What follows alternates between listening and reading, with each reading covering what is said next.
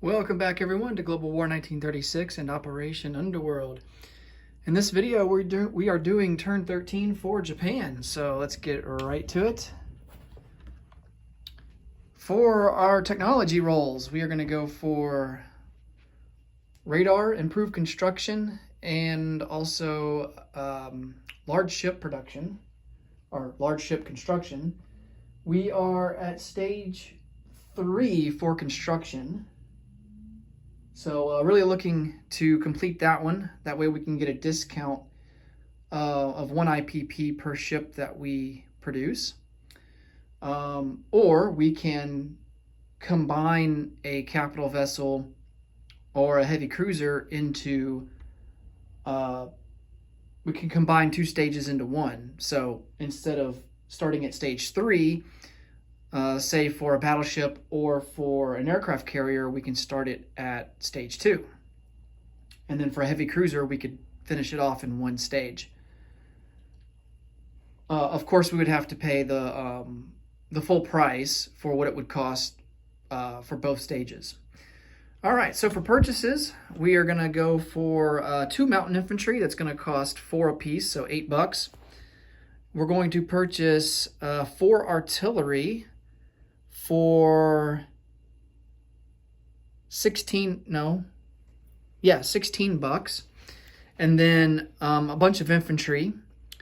We're going to place 4 for 12 bucks down in Tokyo, and then we're going to place 5 down in Honshu, and that's going to cost us 15 bucks. Yeah, that's right.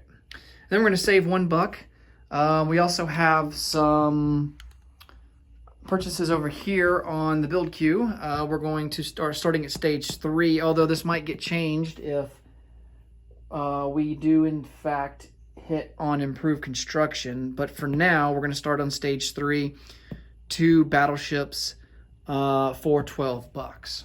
All right, so let's roll for some technology.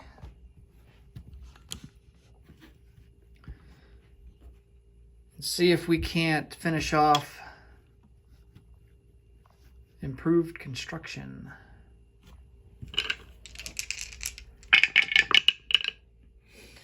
Oh man, we didn't hit on anything.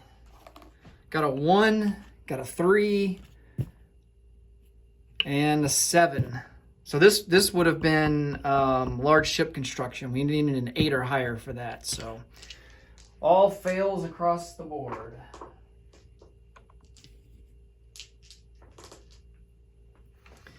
Okay, let's come over here for combat moves. Actually, I think we'll start in the Atlantic. We do have a fleet submarine that is here in A41. We're going to bring him down 1 into A45, and he's going to convoy raid there. Let's see. We also have this fleet submarine here that's in I1. And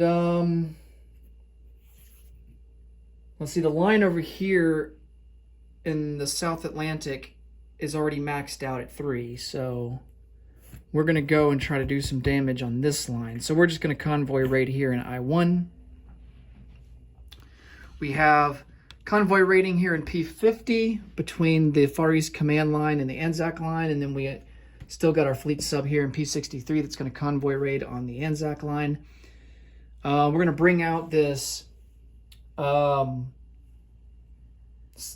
seaplane. He's going to come out 1, go on map, and try to take out that American coastal sub that's in P34.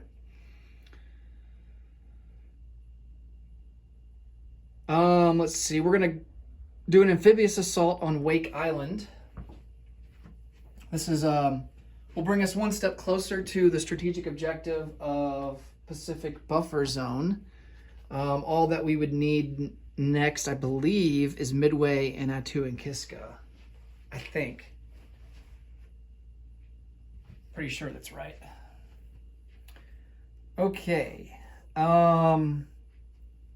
Yeah, it's indicated by these roundels with the star there. That's part of a strategic objective. All right, so we're going to load up on this naval transport 2 Marines, and we will bring them over to Wake.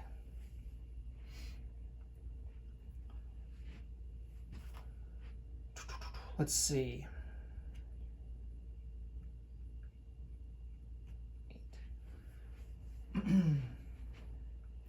I think our medium bomber would be able to make it to Wake. That would be a range of 8 total, and I think that would use up all of his... I'm pretty sure that would use up all of his range. I'm going to double check real quick.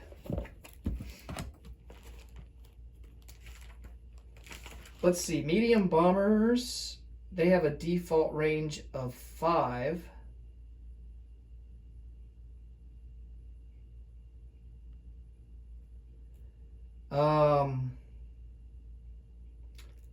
We have an airfield that makes it 6. We have long-range aircraft that makes it 7. So actually, their max range is 7.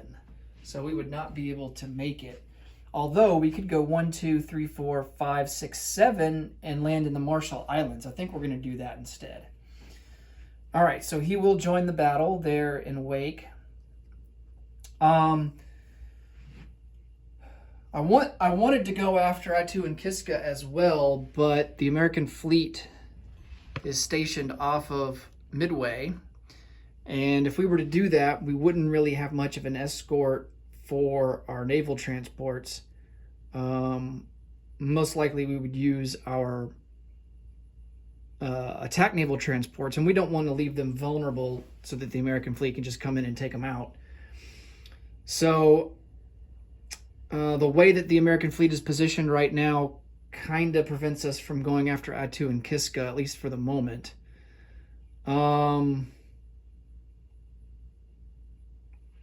If we were to... another option is to attack the American fleet. The problem with that is that the Marshall Islands only has a minor port, so our battleships only have a movement range of 2.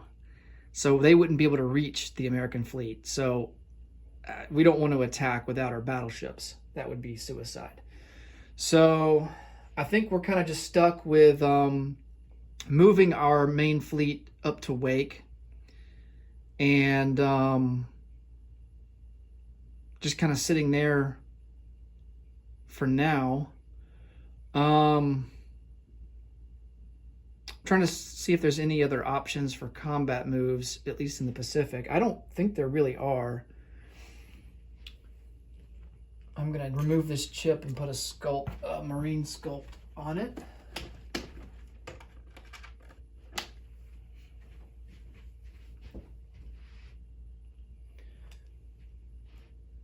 All right.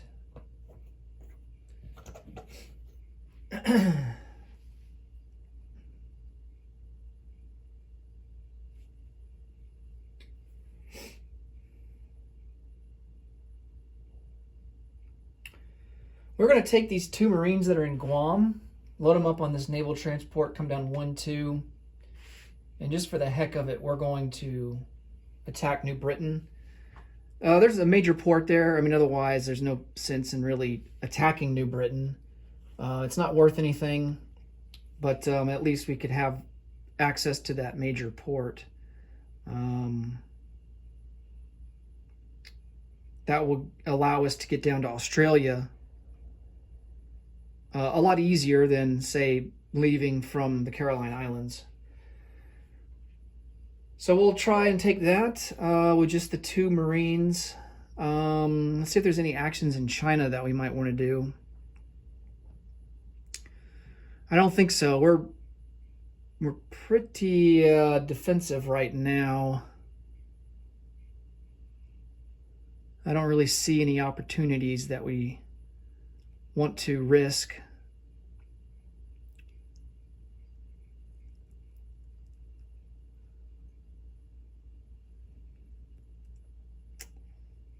I had some thoughts about going into Iran or going into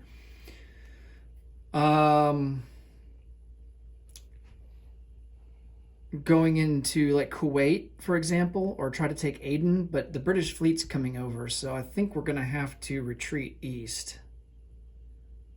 We can still go into Iran.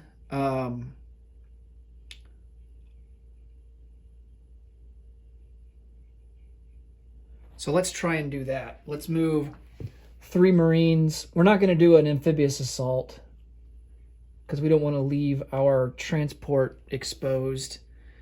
But we're going to take 3 Marines into southern Iran, 1 infantry, and 2 medium armor.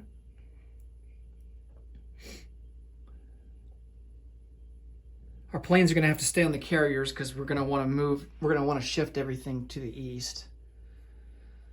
Looks like the British are coming over to help out the Americans in the Pacific.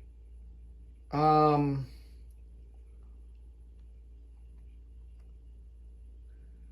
one thing that will do for us as well, if we're able to take southern Iran, is that it will remove the +2 bonus income that the British get each turn. So hopefully we can take that.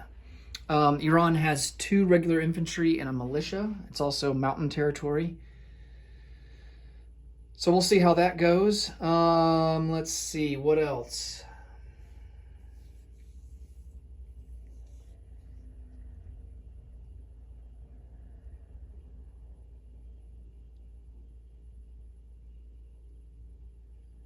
I think that's going to do it, guys, for combat moves. All right, so let's get over here and roll some dice. We'll start out with the convoy rating.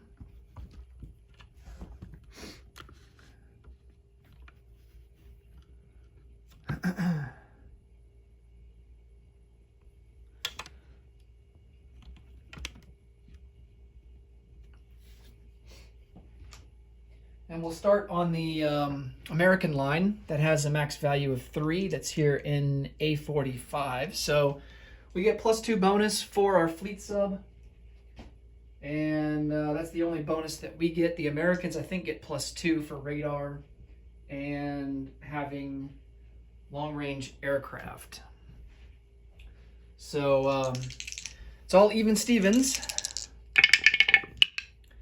Oh, nice, and we do 3 damage. We max out that line. All right.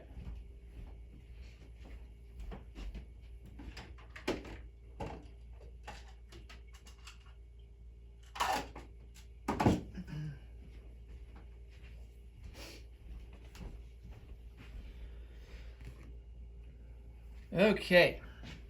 Next up is the East African line. That's in I-1, so this is going to be against the British.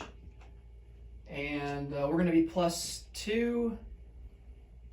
And the British are going to be +2 as well because they have radar and long-range aircraft. So even Stevens once again. Oops. That didn't go down the chute.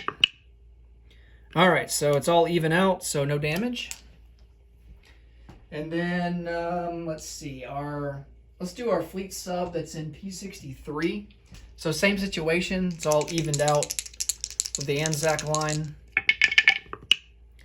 And we don't do any damage there. British 5, Japanese 3.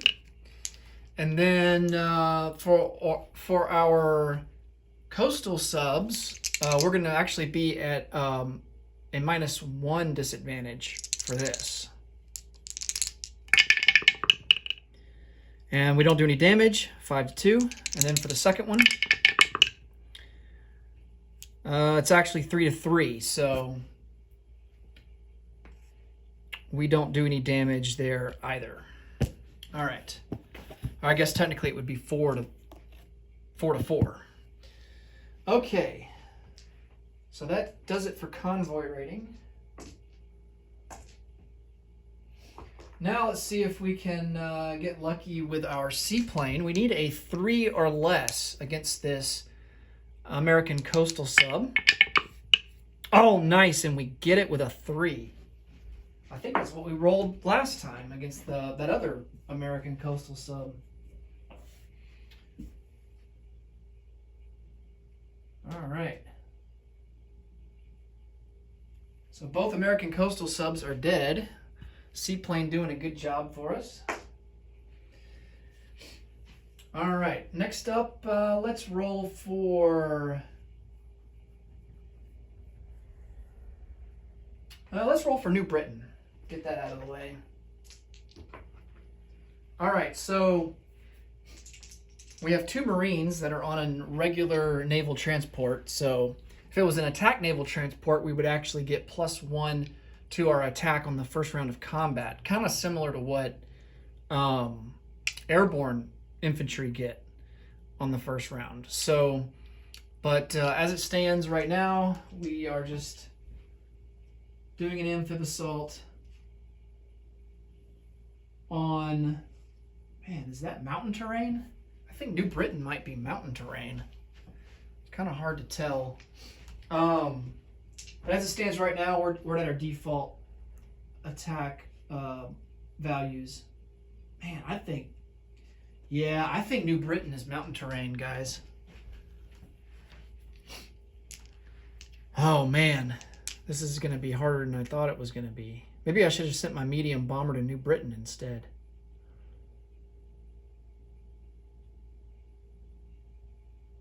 All right, well, let's see if we can get lucky with some rolls here. We're going to need some 1s, and then we're going to roll for his militia at the same time as well. He's going to be at a 2. All right, nothing. This might take a while. Nothing there. Even since it's cocked, it's still a miss. Nothing there. Nothing again. Now keep in mind, we can't retreat, so hopefully this doesn't go on all night. Oh, hey, we got a hit. Nice. 1, and he rolled a 3, so he just misses.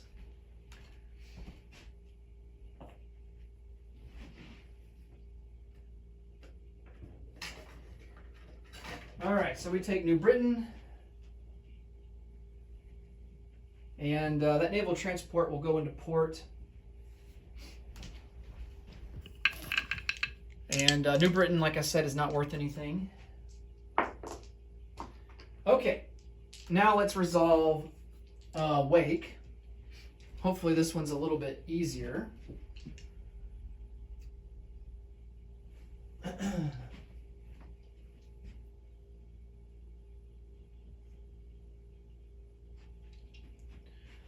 Pretty sure that Wake is not mountain terrain. It's just an island atoll. So, our Marines are going to be at a 2. His militia will be at a 2. So we'll roll for our Marines first at a 2. Nice, we got a hit. Didn't even need our medium bomber. And then his militia at a 2. And he misses with an 11. So we take over Wake.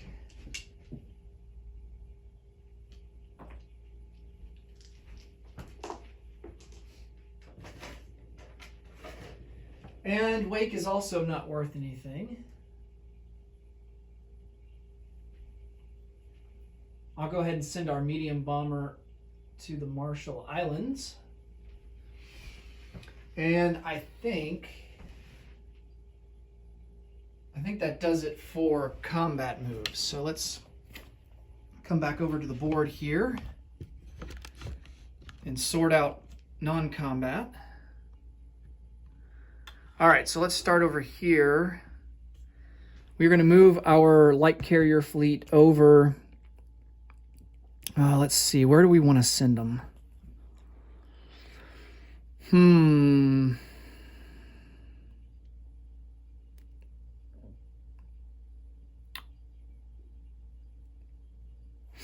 Let's send them over 1, 2, 3 into P41, the same sea zone where that British coastal sub is.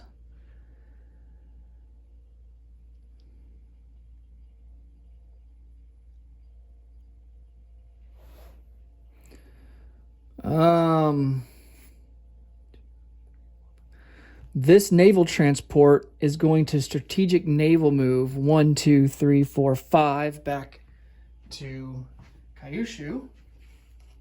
and go in port.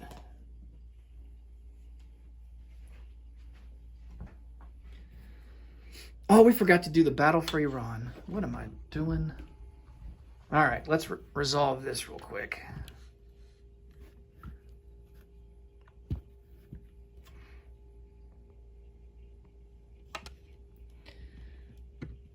All right, so mountain terrain. So we have our 4 infantry class units that will be at a 1. Oh, nice. We got a hit. Man, we're getting lucky with these 1s here. And then we've got 2 medium armor. They're going to be downgraded to a 5 because of the mountains. No hits there. And then for the defense, 1 militia at a 2. That's a miss. And then 2 infantry at a 4. Both misses. All right, so he will lose the militia. And we go on to round 2. So 4 infantry class units at a 1. A bit higher numbers that time around. No luck. And then 2 medium armor at a 5. And no hits there. All right, so he's going to get some free shots at us here at a 4. And he does get a hit. We will lose the infantry. And we'll go to round 3. So we got just 3 infantry class units now. The 3 Marines at a 1. All misses. And then 2 medium armor at a 5. There's a hit. Nice. And then we get 2 at a 4 on the defense. And he misses. All right, so he will lose an infantry. On to the next round. We have 3 at a 1. Almost a hit, but not quite. 2 medium armor at a 5. There's the hit that we needed. And then 1 infantry on the defense at a 4. And he misses big time with a 12. All right. So we take over southern Iran.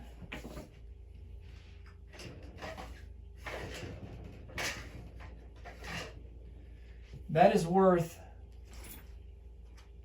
2 IPP. So that will move our base income up to 51.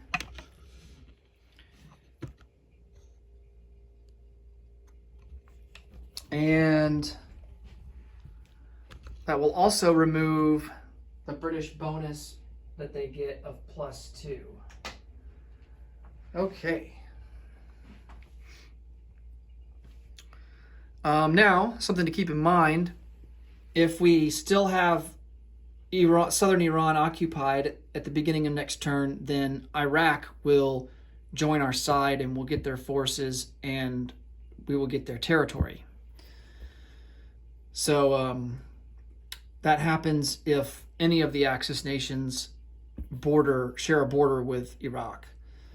So I don't have any Iraqi pieces or anything, so I'll just have to look at the book and see what they have. I think it's a militia in northern Iraq and a regular infantry in southern Iraq. But I'll look at the book and I'll get them out for Japan next turn if we still occupy southern Iran. Okay, let's see what other non-combat moves that we may want to make. Of course, we got to bring our main fleet that's off the Caroline Island or off the Marshall Islands, and we want to bring them up to Wake here into P-36. These ships that are in port here in Honshu, that's a fleet carrier, and I am completely out of room on my unit card. But the fleet carrier and the battleship are gonna leave port and join the main fleet there in P-36. And these 2 planes will go on the carrier as well. Okay.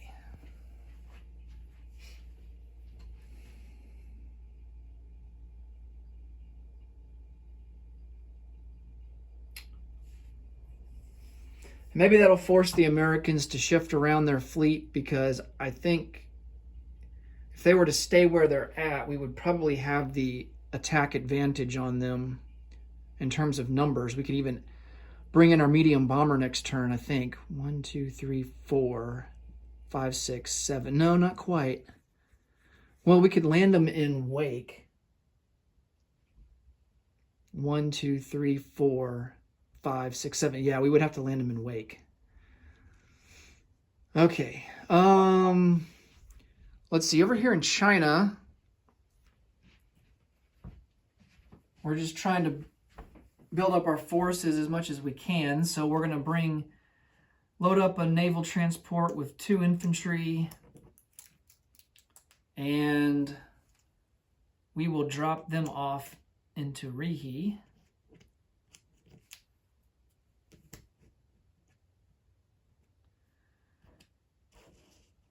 All right. Another naval transport's going to come over, pick up 2 more infantry. And he's going to come down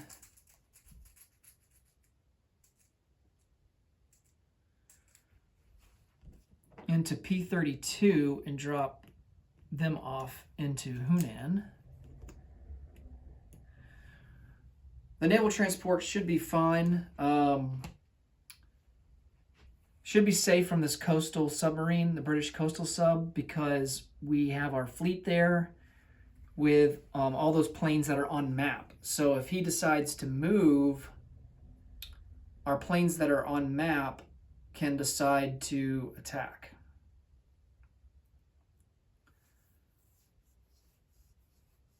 I believe they can. Or maybe if only he moves into a territory.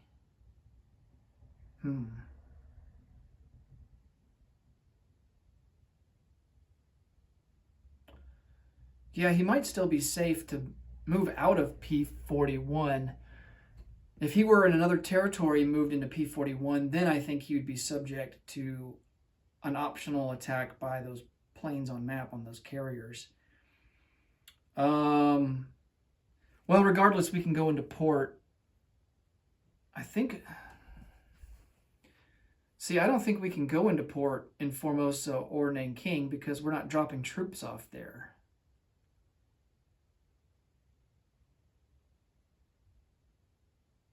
So I'll tell you what, we'll drop these guys off in Nanking instead.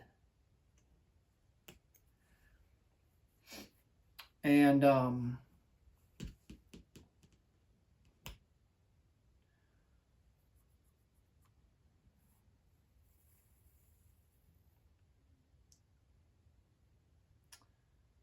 yeah, we'll bring them down to Nanking instead. That leaves 2 guys in Hunan. We're going to shift 2 guys that we have in Shantung down to Hunan.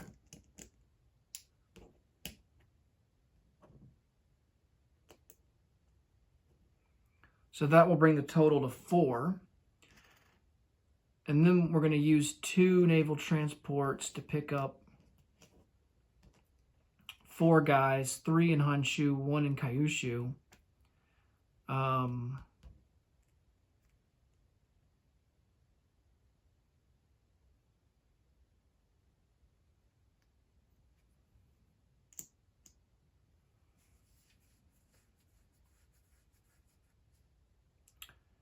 And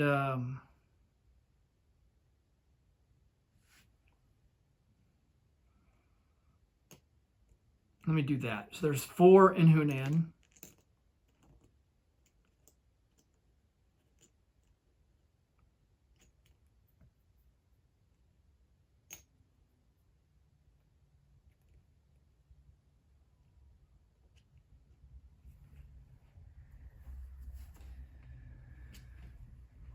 there's 4 in Hunan.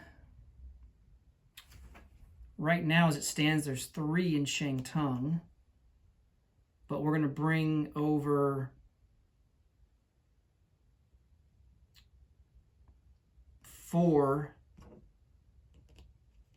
and drop them all off into Shantung. So let me get a chip for him.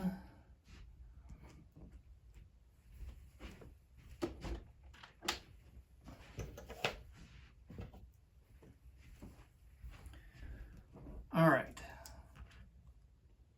So that brings our total up to 7 infantry in Shantung.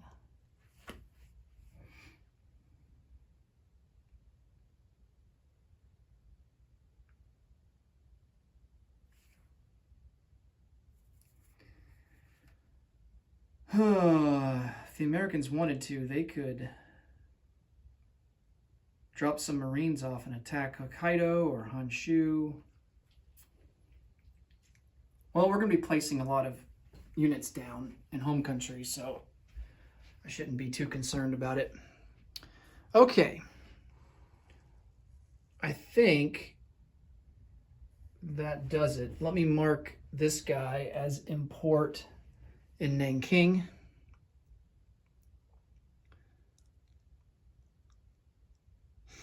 Oh yeah, we got some guys in India here. I think, do I want to send them back to the east? Or maybe I should have them just protect India. That might not be a bad idea. Maybe we just keep them where they're at, just in case if the British come calling with some amphibious assault. I think that's gonna be it.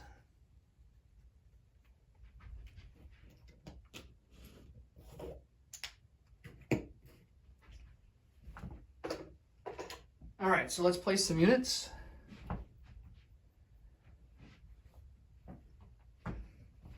Mountain infantry will go down into Kyushu. Mountain infantry will go down into Rihi. I'm going to chip him out.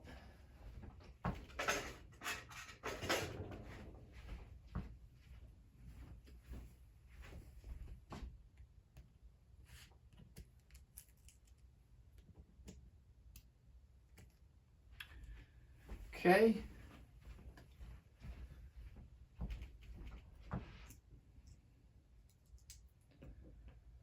Four artillery go down into Kyushu, and that we reach our placement capacity there in Kyushu. 4 infantry go into Tokyo, so that should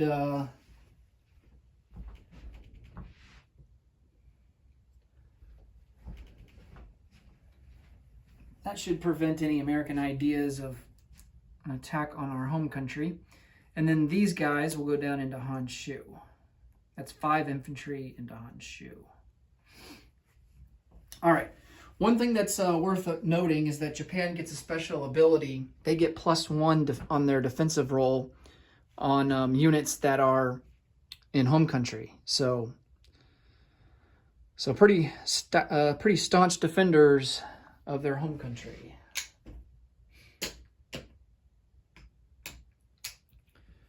Okay, so let's see how we're doing here for income. So our base is 51.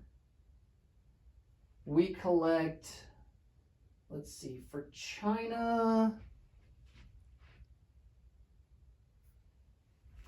I'm going to get the chart out this time and make sure I'm adding up everything properly. Okay. Possession of Midway, Wake, and Solomon Islands, we get +1 each. So we have the Solomon Islands, and we also have Wake now, so we get +2 for that. And then for China, we get plus, I think it's still 5. Oh, no, it's not. It's 4. 1, 2, 3. No, it's only 4. 3. Yeah, So we only get +3 for that. So total of +5 for islands. And then for territories that give us a bonus of +2, Borneo, Java, British Malaya, Hawaii, which we don't have, and then Luzon and Visayas. So here we have 1, 2, 3. We have 4 of the 5. So we get 8 there. So we get a total of 13 bonus IPP. So that will put us at 64 for next turn. And we did save $1. So we will be at 65 come turn 14. All right, that will do it for Japan. Next up will be the Commonwealth and Free France. Thanks so much for watching, and until next time, take it easy. Bye for now.